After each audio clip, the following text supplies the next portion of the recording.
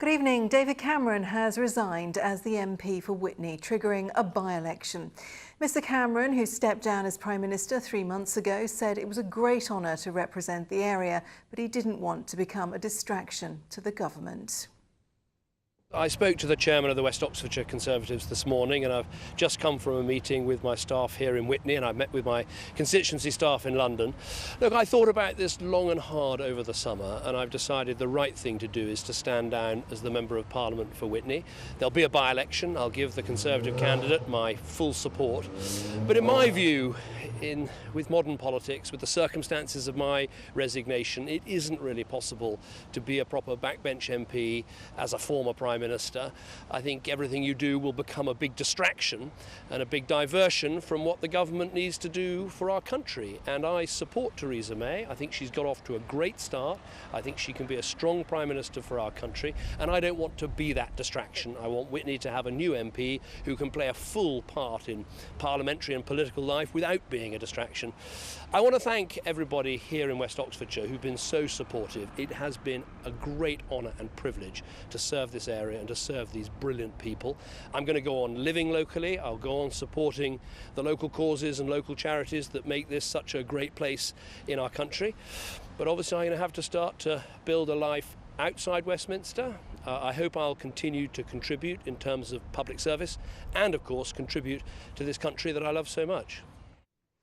Well, Mr Cameron has been MP for Witney since 2001, and earlier Juliet Fletcher sent this from the constituency. Well, I think the reaction really was one of surprise. David Cameron has been the MP here for 15 years. He was voted in 2001, and I think a lot of people thought he was going to stay for a while. Now, of course, he's got his staunch supporters who are very sad to see him go, and also some people that think we could do with some fresh blood. So earlier on, when I spoke to people in the streets, this is what they said. I think he's been a great MP, and no, I'm not pleased. I couldn't be more thrilled, personally. But then, you know, I'm a Corbyn supporter, so... It's so sad to see him go because he has been brilliant. We would love him to continue. David Cameron's resignation means there'll be a by-election. And earlier, I spoke to the Deputy Chairman of the Conservative Association here in Hudspeth, who told me what happened next. There'll be a process that'll be established when the by-election will actually take place, and that's got to be announced, the time frame for that. And then obviously there'll be a selection process to decide who the candidate is going forward. So all eyes will now be on the former Prime Minister to see what he's going to do next. He says he wants to remain in public duty, but of course here for the people in Witney, they want to know who's going to be stepping into his shoes. Well, Mr Cameron says he wants to build a life outside of Westminster. Our political editor, Phil Hornby, has been looking back at his career. He was the accidental MP for Witney. For a Tory, it's a dream constituency. Being MP here should mean a job for life.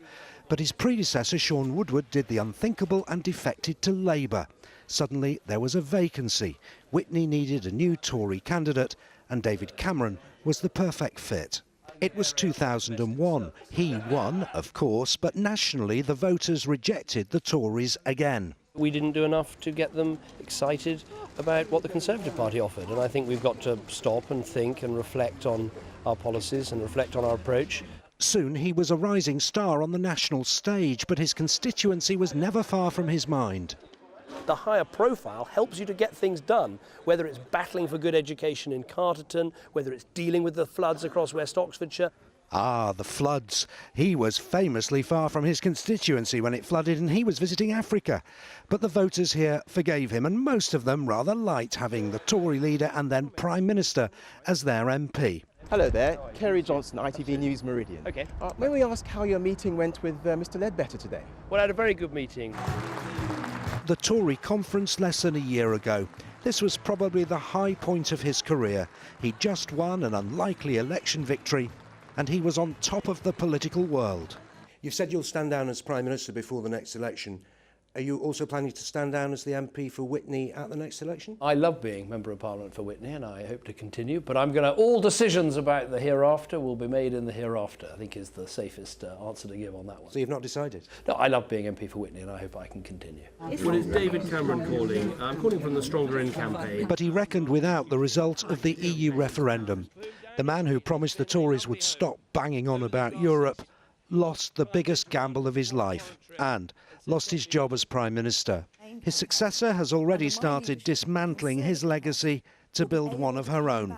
Mr Cameron obviously doesn't want to watch that happen from the backbenches. Now, it cost more than £46 million, but Brighton's I360 is tonight out of action, just 5 weeks after it opened. The attraction broke down twice yesterday, leaving passengers stranded in the viewing pod, and it will remain closed tomorrow. Malcolm Shaw has the latest. Going nowhere fast. This was the scene inside the British Airways I360 last night. Around 200 passengers stuck inside the pod just above ground level for over an hour. One of 2 breakdowns in quick succession. Workmen spotted apparently attempting emergency repairs. We should have been on it at 6:30. And we're still on it at 8:30. And we got on there and then we had to come off again. They had about 6 people trying to get their hands into the doorway mechanism that wasn't working properly. This morning, some of last night's passengers were back, hoping for better luck, but it was not to be. Their time to board came and went, then bad news.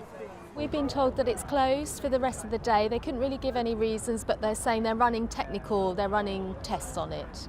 The I360 has now broken down 3 times in 4 days. The portable toilet, first seen last week, made a reappearance last night, this time hidden inside a tent for privacy. Today, the Chief Executive, Eleanor Harris, was on site, but declined my request for an interview on camera. We did, however, receive a short statement. It says that specialist technicians are on site conducting further tests. And again, there's an apology to customers for any inconvenience that's been caused. And inconvenience there certainly has been. Paul Appleby had travelled all the way from Essex this morning to go up, only to be turned down. I'm really looking forward to coming, go up on it. And now well, I'm really sad. Paul's frustration shared by others. It's just been absolutely disgraceful, just from start to finish. I mean, just shambolic. The I360 opened a month ago and has attracted more than 100,000 visitors. It was partly financed with a loan of £36 million of public money. But tonight, serious questions remain over its reliability. Malcolm Shaw, ITV News, Brighton. Dramatic footage has been released showing a police chase lasting nearly an hour through Sussex. 36-year-old Bruce Dewey dialed 999 while being chased to ask the officers to stop following him. He was eventually caught and has been jailed for 15 months. Private school in Berkshire has been fined £26,000 after 2 boys suffered an electric shock from a faulty hairdryer.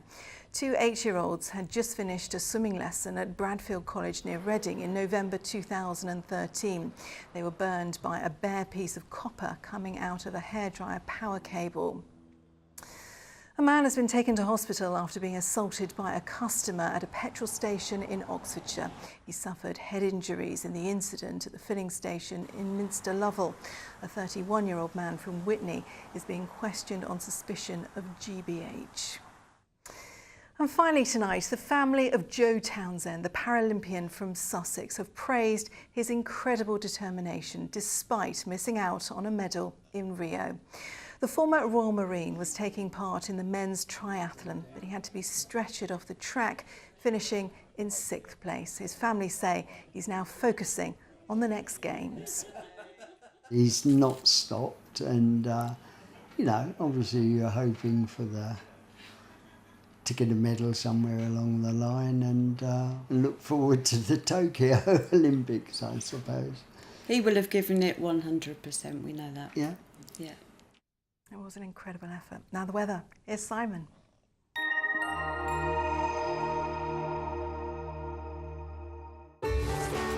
From sleet to the slopes, driving through Europe. Eurotunnel the Shuttle sponsors ITV Meridian weather. Good evening, and it is another warm, sticky night tonight. Temperatures are very mild, 18, 19 degrees. Humid with it, perhaps some bits of patchy mist here and there, but they'll burn away fairly quickly tomorrow morning. And then we're in for a very, very warm day. Lots of sunshine on offer, and with the best of that sunshine, the temperatures will creep up. Probably somewhere towards the north of the region is where we might get a record-breaking 32 degrees, making it the warmest September day for about 55 years.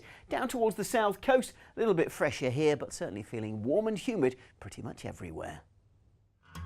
Eurotunnel the Shuttle sponsors ITV Meridian weather.